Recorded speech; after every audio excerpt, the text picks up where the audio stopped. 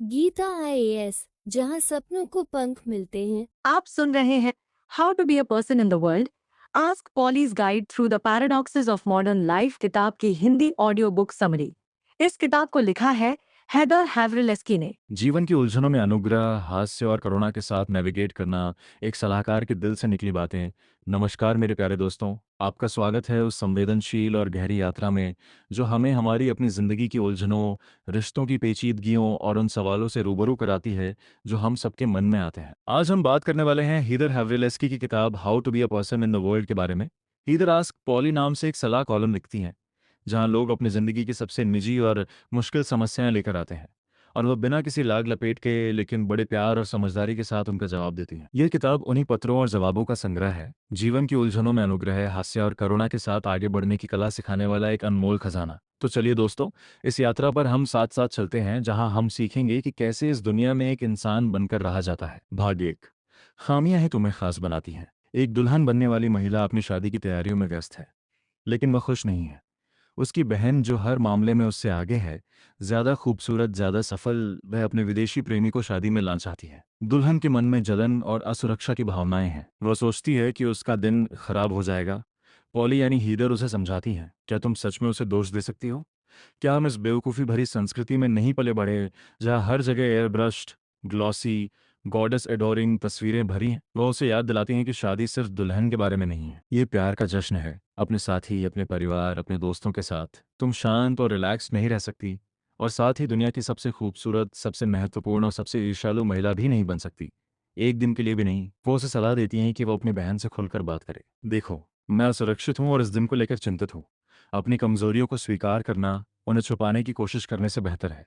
एक और महिला लिखती है कि वह सिंगल रहना चाहती है, लेकिन उसका दिमाग लगातार एक आकर्षक दोस्त के बारे में सोचता रहता है। वह रोमांटिक कल्पनाओं में खो जाती है। पॉली इसे ओवर एक्टिव इमेजिनेशन कहती हैं।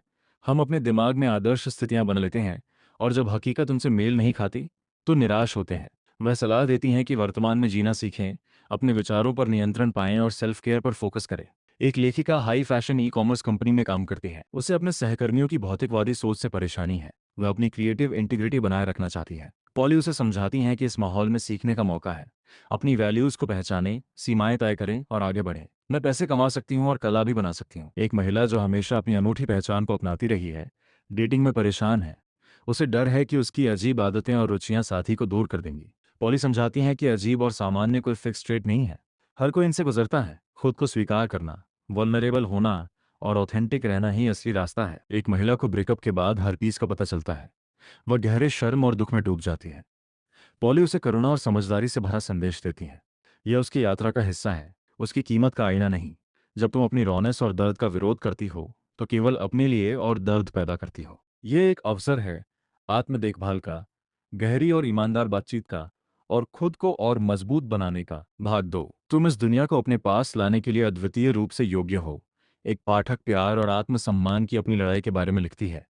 वह एक अच्छा परिवार चाहती है, लेकिन उसे ऐसे पार्टनर मिलते हैं जो उसमें अपनी रुचि नहीं दिखाते। वह खुद को अनाकर्षक और नापसंद करने लायक महसूस करती है। पॉली उसे जवाब देती है, जब तुम्हें लगे कि कोई लड़का तुम्हें पसंद नहीं करता, तुम बहुत ज्यादा बोलती हो। वो उसे सिखाती हैं कि आधे अधूरे रिश्तों को फक ऑफ कहना सीखो, कान्नी वेस्ट की तरह।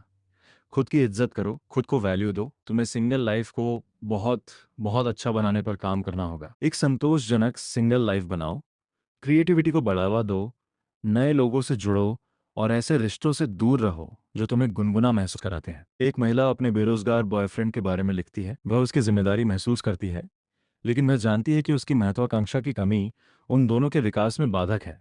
पॉली कहती हैं, तुम उसकी जिम्मेदार नहीं हो। उसे 1 महीने का समय दो नौकरी ढूंढने के लिए, लेकिन ईमानदारी से मुझे लगता है तुम पहले से ही जानती हो कि उसे अकेले रहने की जरूरत है। उसे अपनी जिंदगी खुद संभालनी होगी, उसे बड़ा होना होगा।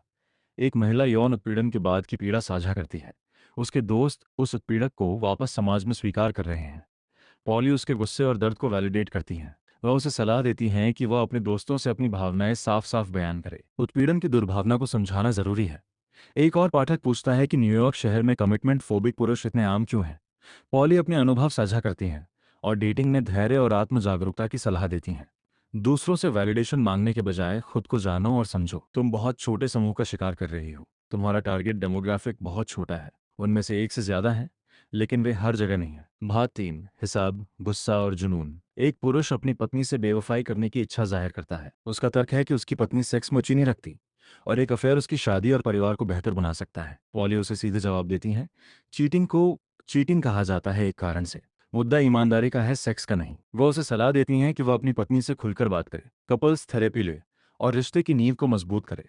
जब तुम आहत और वल्नरेबल महसूस करते हो और उसके बारे में खुलकर बात करने को तैयार हो, ये तुम्हारी शादी के पहले से ज्यादा खूबसूरत बनने का अवसर है। एक महिला हमेशा बहुत नाइस रहने से थक चुकी है। वह दूसरों की खातिर अपनी भावनाओं का बलिदान कर देती है। पॉली समझाती है कि नाइस होना और अपनी सच्ची भावनाओं को दबाना अलग बातें हैं। तुम एक नाइस इंसान हो और तुम गुस्से से भी भरी हो। तुम विरोधाभासों से भरी चलती फिरती गठरी हो। ये ठीक है, हम में से ज्यादातर ऐसे ही हैं। वह सलाह देती हैं कि बाउंड्रीज सेट करो, अपनी असली भावनाएं जताओ और खुद के साथ भी वैसा ही व्यवहार करो जैसा तुम दूसरों के साथ करती हो। एक महिला अपने नकारात्मक बॉडी इमेज के बारे में लिखती है, जो उसकी मां के वजन और स्वास्थ्य के प्रति अस्वस्थ जुनून से आकार लिया गया है। ये गुस्सा उसकी शादी को भी प्रभावित कर रहा है। पॉली सुझाव देती हैं कि वह अपनी मां से सीधे बात करे, साफ सीमाएं तय करे।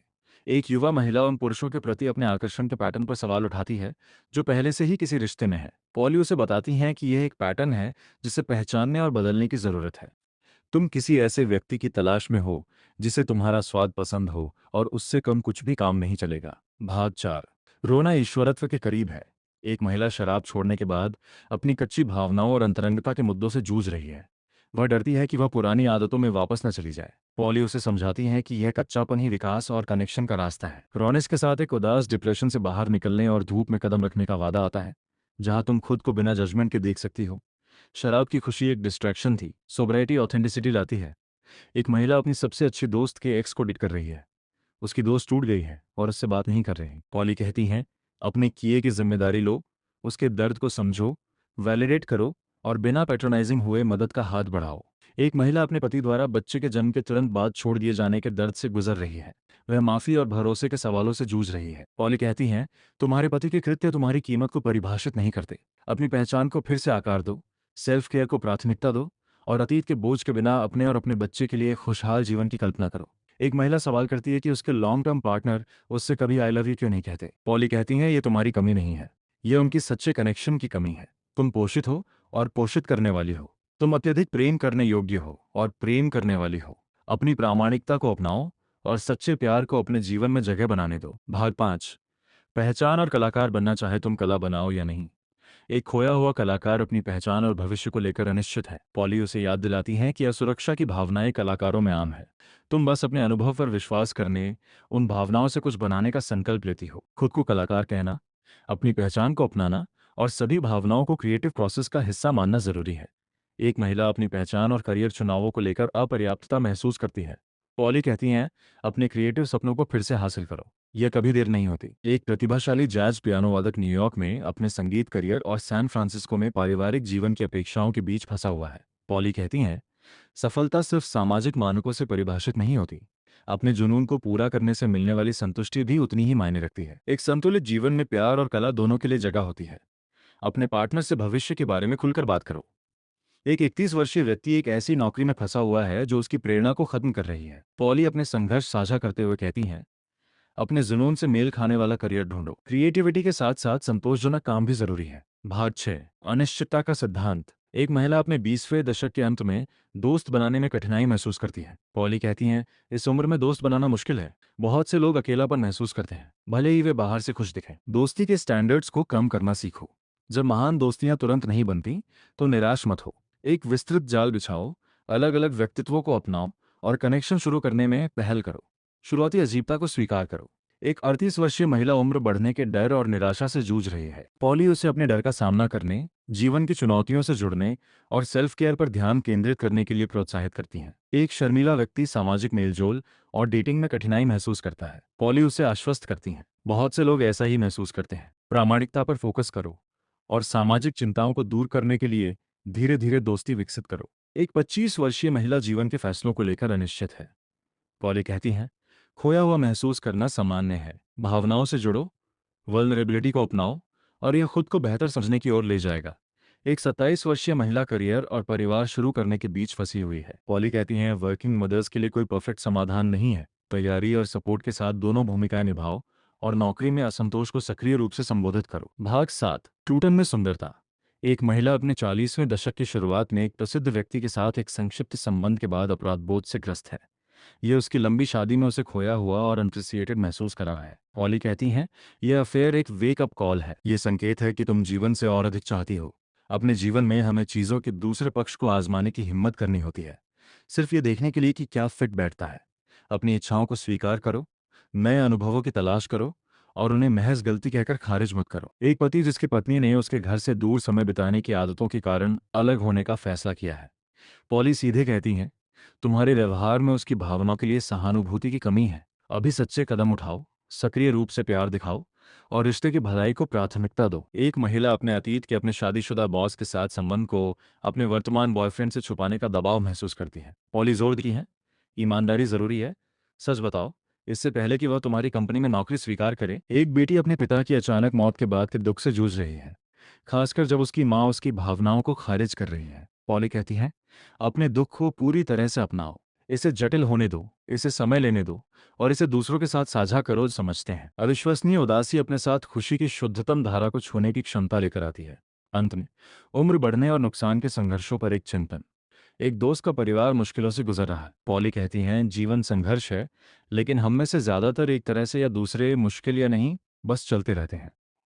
उदासी के बीच भी छोटी खुशियां, साझा यादें और सार्थक रिश्ते होते हैं जो हमारे अस्तित्व को परिभाषित करते हैं। दुनिया में एक इंसान होने की कला तो दोस्तों, ये थी हीदर हेवरिलेस्की की किताब how to be a person in the world की कहानी। ये किताब हमें सिखाती है कि इंसान होना कोई परफेक्ट होने का नाम नहीं है। यह हमारी खामियों, हमारी असुरक्षाओं, हमारे गुस्से, हमारे दुख और हमारी खुशियों का एक अनूठा संगम है। हमने सीखा कि खुद को वैसे ही स्वीकार करना जैसे हम हैं, अपनी अजीब आदतों को अपनाना और दूसरों से वैलिडेशन की उम्मीद छोड़ना, यही सच्ची आत्मस्वीकृति है। हमने सीखा कि रिश्तों में ईमानदारी, स्पष्ट सीमाएं और अपनी भावनाओं को खुलकर जताना, यही स्वस्थ संबंधों की नींव है। हमने सीखा कि दुख, गुस्सा और निराशा को दबाने के बजाय उन्हें महसूस करना, उन्हें स्वीकार करना और उनसे सीखना, यही विकास का रास्ता है। हीदर ने एक जगह लिखा है, चीजों को समझने की कोशिश करना बंद करो। तुम अपने रास्ते से इसके बारे में नहीं सोच सकते। अपना दिल खोलो और इस शानदार दिन को पी लो। यही इस किताब का सार है। जीवन को उसकी पूरी जटिलता,